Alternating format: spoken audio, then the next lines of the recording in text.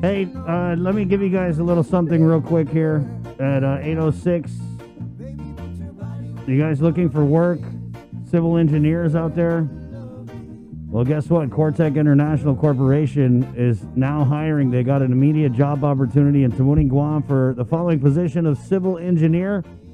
Inspect project sites and direct civil works by engineers, subcontractors, and construction workforce to ensure conformance to civil engineering plans and specs, as well as quality control and safety standards. You'd also formulate reports concerning daily construction activities, weekly accomplishments, production forecasts, evaluation of subcontractors, and overall project performance from manpower, on-site logistics, and construction safety. Applicants must possess a bachelor's degree in civil engineering and 2 years of post-bac verifiable work experience as a civil engineer. Applicants must also be proficient in the use of engineering computer programs such as STAAD, Primavera, and AutoCAD. If interested, please submit resumes by mail. The Cortec International Corporation, attention Conchita D. Batten, 388 South Marine Corps Drive, Tamuning, Guam, 96913. Thank you, Cortec. 807, the link, good morning.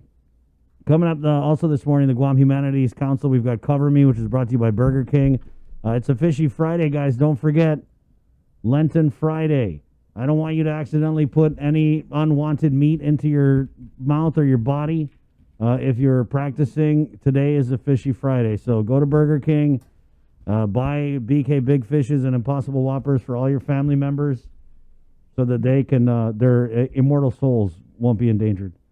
Thank you, Burger King, for presenting Cover Me. We're also going to do Sports Link with Dave Delgado from the KUAM Sports team.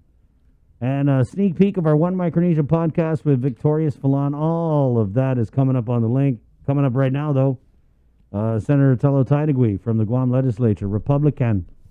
Senator Telo, I guess just real quick, any reaction, statement, comment, whatever on the interview we just had with Jack Hattig, the CLTC administrator, director. Well, good morning, Chris, and good morning, Sabrina and Jason, and to the KUAM family. It's been a while since I've been on, and thank you for this opportunity, first and foremost, and I greatly appreciate all the work you guys are doing. I was just catching the tail end, Chris, with regards to the Mr. Hattick's interview, and I did read Senator Brown's email last night, and I don't think Mr. had to say very much, to make a comment on. I look forward to hearing from Senator Brown, which I'm very happy that she's really going after these areas of any kind of corruption or and it's important that we do have somebody in the legislature keeping an eye on that. I think she even mentioned to me that she's going to ask Senator Frank Bloss to also have an oversight on the GPA situation on the crash that happened in Tamuning as well. So, she gave a promise that she's going after corruption and everything. So I'm happy to see that she's doing that. And I look forward to the interview next week. I think you said you're going to bring her on, but if I get a chance to talk to her today, I'll get more into it. But I don't think he said very much, at all. So there's nothing really to say on that. But he well, I mean, not saying much is saying something sometimes, if you know what I mean. Isn't it? it is, right? That's true. That's very true. I don't know if I just want my defense to be, I don't know the definition of forgery. Yeah. You know what I mean? Well, I don't know. Forgery, what's that? I don't know. Go ask Linda and Pinko DeNorsi what the definition of forgery is. Well, didn't Senator Brown's letter have the definition of forgery? Yeah, it actually did. It did, yeah. It actually did. But he said, I don't know if he said he read the letter, but had he read the letter, he would have seen, you're right, the legal definition of forgery was right there. Yeah. If somebody's calling you out, you would have read the letter. I mean, Yeah. I would have been pissed off reading it like, oh, yeah, Senator Brown? Oh, okay. Oh, criminal forgery. Okay. Oh. Okay, that's a definition. Okay. Yeah. I was glad that he brought up something about the Chamorro Land Trust, that bill that we heard yesterday. If you remember, last year we passed legislation to create a submarine cable task force. Yeah. And it's basically set up for something like this that we're encountering today. And I was very upset during that public hearing to know that this is moving forward without even the task force being put into place to discuss matters like this. We had everybody from GITA to Reverend Tax to, other agencies as well as appointees. And that was a very interesting public hearing. If your listening audience have a chance, go on YouTube and listen to that. There are a lot of issues that's going on. $50,000 for the lease of the submerged lands. You're talking about $1 billion company that's coming in, or $1 billion industry, utilizing these submarine cables. And then, of course, BSP coming on and talking about the issue on conflict of jurisdiction as well as environmental issues. Now, I live right on the beach. I see a Lupang area, which they're going to go, that's where they're intended, the proposed landing station is going to be at. And that place, if you can actually walk to the island out there, on low tide with water only up to your ankles. So you're going to be digging into the ground, into the reef area. So there are a lot of situations that were not addressed, a lot of unanswered questions that I think, I have nothing against telecommunications. It's important that we be a part of this. And Guam is a strategic location for submarine cables. We're very strategic. In fact, we're like number 2 to number 3 in the Pacific area as far as submarine cables coming through our island. And these telecommunication companies sell speed. And when it comes to in order to get that speed, these cables have to land at a particular area to reboot, and then shoot out where it goes faster. But the longer the line is, the connection goes a little bit slower. Anyways, it's just, I was surprised that, Chamorro Land Trust, Mr. Hatchett's interview, that he's so gung-ho when all these questions were unanswered and all these issues were brought to the forefront. John Day, is a good person to bring on the air to talk about this. So he would bring a lot of insight to this. He's not a telecommunications guy, he's a data center, but it's a very interesting one. I hope you take a chance. Senator, how much again was the proposed lease for? $50,000. And for how long? This is an annual $50,000 annually. Right. But you think about it's a $1 billion company, and and what is ironic is when I was doing my research on this, because I was the one that authored the bill for the submarine cable task force. And when we were talking with Reverend Tax, they were just amazed. These guys only have a business license fee of $45. This is a multi-billion-dollar company, and they, $45. It hasn't been reviewed. I had the opportunity when I was formulating this task force legislation. I talked with the White House. I talked with FCC. I talked with the NCSL. These individuals, and realizing there's so many areas that have not been touched for Guam to be able to actually, upgrade or even fees and fines or jurisdiction. This would have been taken care of, and the bill passed in December of last year. So I'm really surprised to see that it was not up and running, and very disappointed, because we are looking out for the best interest of our people and her island. Yeah, so that's the most important thing. I have nothing against telecommunication. Let's do this. It's a great way to build a different type of economy on Guam. Great way, but let's do it the right way. Yeah. It should be a great way to make money. Like in covering Chamorro Land Trust, one thing I notice is, with these commercial leases, like, we don't even really make that much off it. It's just all of the leases I've seen are just so absurdly low. And when we talk about, Senator, when we talk about like the financial crisis, that's one of the things I look at. It's like, man, we have an opportunity to, I don't think we got to give a sweetheart deal to every business that wants to lease Chamorro Land Trust land. I can understand case by case if it's a smaller entity that, is maybe starting up, fine, but I mean, to give, AT&T or whoever, multi-billion-dollar and multinational conglomerate, I mean, that's chump change, and we should really kind of stand by our environment and charge accordingly if we're going to let people do business on it. Absolutely, and then we need to have safety mechanisms in place, and even through legislation, because we all remember the $6 million in back rent that AT&T owed the Ancestral Lands Commission, even since 2019.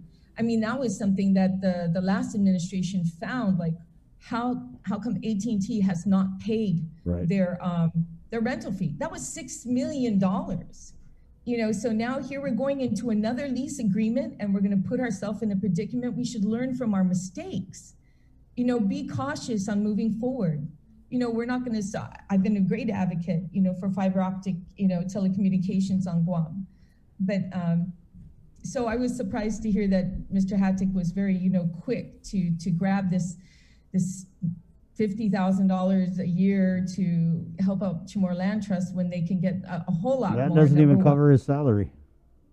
Yeah. Senator, let's let's move on real quick. State of the island, because we didn't get your reaction on that. I don't know if you saw the governor on yesterday, but with a $661 million federal bailout that's coming down, she had basically said that the legislature will have little involvement in determining how it's spent. I think what she had said, Bree, was that she's going to get her directors to give her the wish list, and then when they compile it, they'll take it down there, and then if you guys have anything to say, then okay. Oh, I thought she said that, let's meet, but she did say also let's meet. Yeah. But one issue that I think also is close to you and what you've been working on. You did create that law to establish a task force related to a hospital. And so in the interview yesterday, the governor did indicate that a part of the $661 million, she was going to set aside $300 million to build a new hospital. So yeah, I'm glad you're on here because I'd like to hear your thoughts on that. Well, I was very happy to hear it. I think from day one, pushing for a rebuilding of a new hospital, knowing that a lot of the work that came from Senator Dennis Rodriguez in his report, he had a task force actually within his own office and created this like 200 page binder of, where the areas could be, what needs to be done, the cost, how to move forward doing it. So I just kept that ball rolling in that area. So I just was very surprised because this task force should have been implemented way at the beginning. It was bill number 5, when I introduced this bill, but it took forever, for the bill to get through. And that was very disappointing. I was trying to figure out why this was going on. I mean, I can make some assumptions that are not very good, but politics, all deal with politics. But at the end, I think we're really a little bit behind. We are very behind. The task force has not been implemented yet. It has not been put together, convened. And I think that she has to realize one thing, that this is not just an administrative job for her. It also involves the legislature to move it through. Now, if she's planning on using the funding from the $661 million, then that's great. To me, it doesn't matter where it comes from. It doesn't matter who gets the credit on there. I just want to see it done because it needs to be done and right away. I've been very pleased with Lillian Posada's comment a couple times when this first came out, the task force. I mean, she was gung-ho. Maybe she didn't get her orders to be silent about it, but she was very open and amenable to it. We need a new hospital. We need to build a new hospital, even before the Army Corps of Engineers said anything.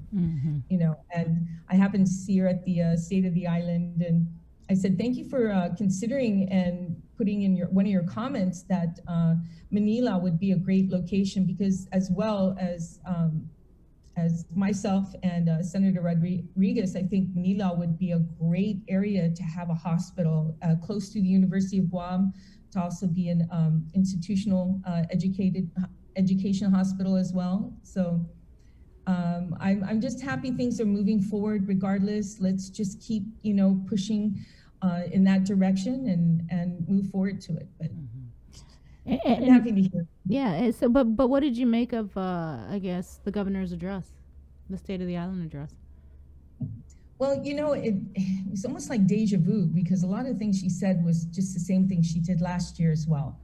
I mean, we all understand there was COVID, there are issues moving forward, not a whole lot of new things could have happened.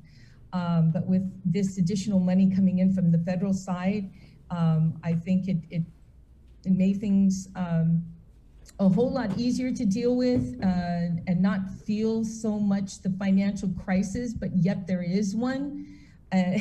But she doesn't bring that up. I think, I was hearing a couple of comments from my colleagues, and they gave a great interview on the link regarding what she said, lack of police with the drug enforcement. Where is the financial situation of Guam today? But as far as this whole $61 million that are supposed to come into Guam, I think we need to, we might not be able to tell her how to spend it, but we definitely can make her be accountable on, how she is spending it, where she's spending it, the reasoning for it. And I think Bill 333, which became public law, which she did not really provide the legislature with that information in the time that we requested. It was not in detail, those reports.